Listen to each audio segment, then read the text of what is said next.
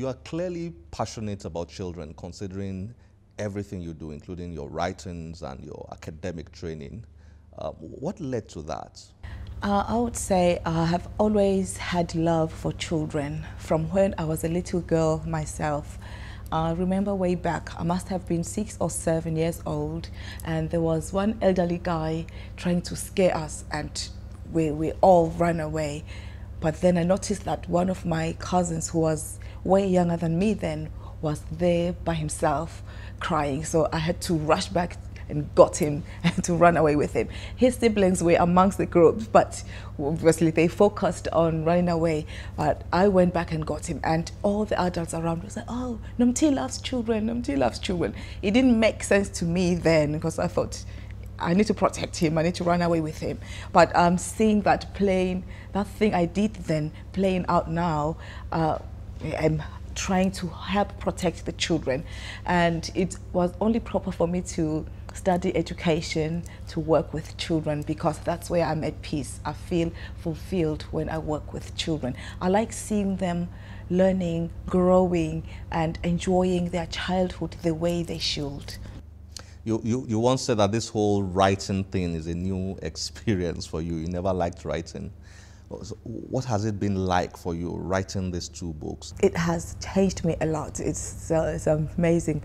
My husband, when we were talking at the early stages of our relationship, he said, you should write a book. I was like, well, why? Why should I write a book? I'm not a writer. I'm not interested. But I'm amazed at what has happened now. And there's power in books. Because as we all know, information is there. Sometimes we watch a TV and you see a program, it will pass. But a book, something which is written down, is there forever. I told one of my aunties about the book.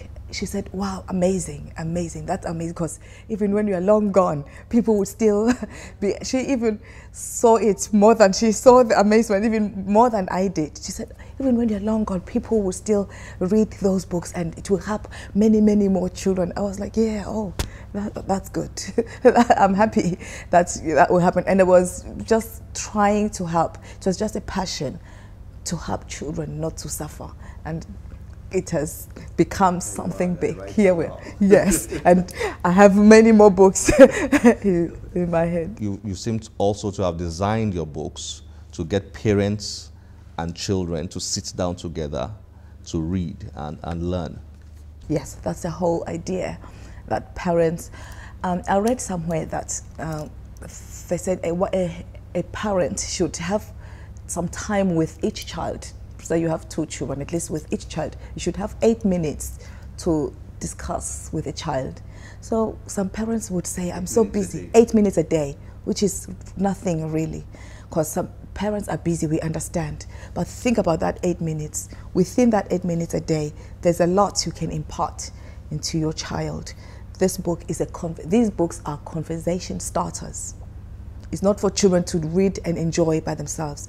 They would read, you ask them questions, and depending on the level of your child, you would discuss. If a child is older than this, you would discuss more issues. There will be more issues because a child would understand more. And if a child is younger, some people would ask me, how old does a child have to be before you start talking to them? And I always say, as long as they can understand. In your book, you've looked at both psychological bullying and physical bullying. I'm curious about the physical bit. How serious is that? Do you know that the book, the storyline, the way it started, it's actually from experience which I witnessed whilst I was working as a teacher.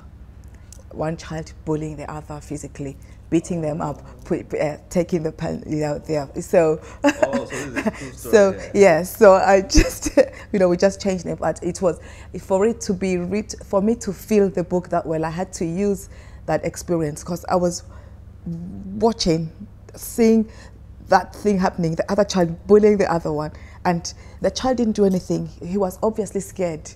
He didn't do anything. He left the other boy. We beat him up and took his pencil away. Thankfully, I was there watching and I followed up. I intervened. Yeah, so it happens a lot. Sometimes they are tiny children and they might even be older than the other child, but they think because of their stature, they can just beat them anyhow.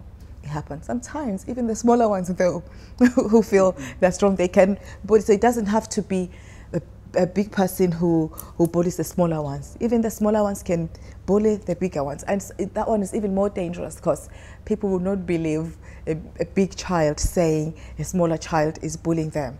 And we say, how is that possible? And they will start bullying the child themselves. Look at you, you're so big and you can't even beat. All those things are demeaning, they are degrading, they degrade the child's character. Anything which would make a child feel less of themselves should not be said to them. What happens when a parent bullies a child? Discipline is essential, but words, negative words, or over disciplining a child, if there's a word like that, you will know when you are over the line. Sometimes you would see parents slapping their children on the head. I'm so sensitive. When I see such a thing, I really try and confront the parent nicely. Say, please, you don't know how it's going to do to that child, beating them on their head, anyhow, pushing them on the floor. You don't know, as you are slapping them anyhow, you don't know what their head is going to hit. There's a way. We know ways. I'm not going to discuss them here. There are ways of disciplining children to get them to do what you want them to do without bullying them, making them frustrated. Because a child will not even, the whole thing about disciplining children is to let them know the right thing. But if you are now doing the wrong thing to them and saying wrong things to them, how would they learn? They are picking those negative things and they're growing up with them. They're buckling them up inside and they're growing up with them. And in no time, they would offload to other people as well. But how about when it's a case of the teacher bullying the child? Actually, just yesterday, somebody told me that she was bullied by the teacher.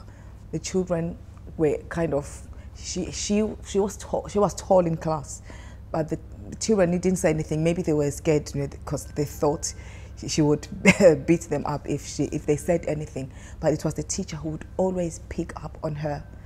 And she never told her parents. If a teacher bullies you, say something, go tell your parents. Go tell your parents. Well, depending on, which is why I'm hoping that schools will start talking about these things and there will be structures in school. Because if there is a procedure, if anybody bullies you, go tell your teacher.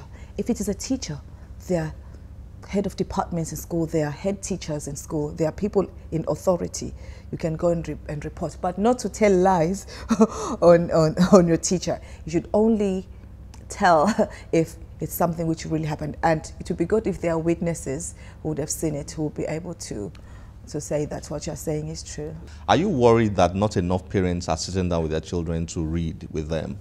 I don't know for other parents, but I try as much as possible to create time to read with my children, not just my books, just books in general, encourage them. I would say how many books, because that's what was done to me.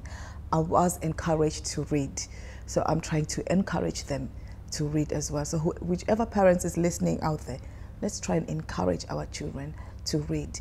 And especially in our society, we always have parties, children's parties. There's a testimony actually about the first book.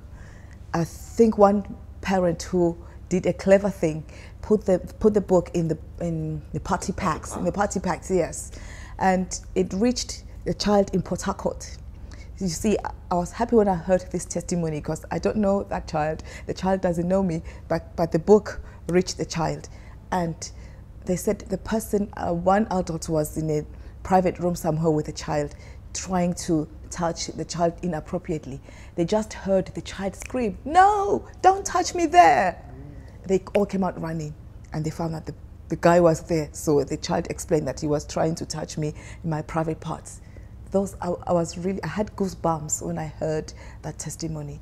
So because it's such a small book and an easy book to read, even though you might say there's no reading culture, it's so easy for them, like it's catchy. It's so easy to catch them that they will read and they will think they are enjoying themselves, but they are learning, which is why my foundation is Fundawazi Foundation. It's a Zulu word which means learn and know. I want them to learn and know, but they're having fun at the same time. You know, I know as an educationist that children learn through play. So as they are playing, you are playing with them and you're having fun with your own children, or you're talking, you're just gisting with them, and they are learning. They might even learn more than they will learn in class. So what has it been like for you writing these two books? And have you seen things, having written them, have you seen things that you would like to correct or add in a new edition? I would say with the age, like the first book is for really younger children. And I've had parents write to me to say, can we have books for older children? I'm actually working on one right now for teenagers. It's like a novella, you know, so I'm making it quite interesting. You know how the teenagers, so I want to attract them with the story. So it's coming up. It's hot. It's cooking. That one, it's cooking on sexual abuse.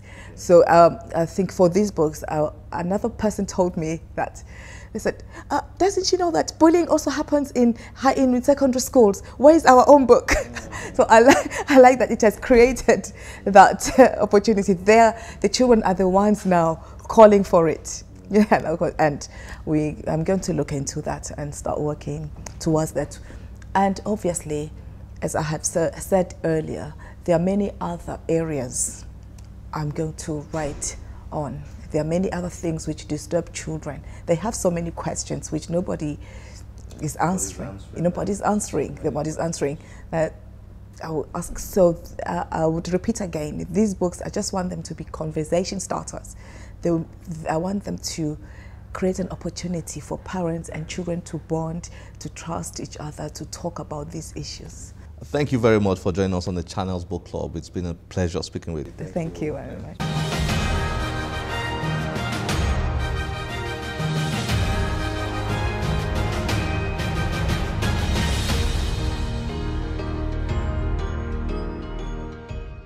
I hope you have enjoyed yourself. Please join us on our Facebook page and Twitter handle displayed on your screen. You can also follow me on Twitter through my Twitter handle displayed.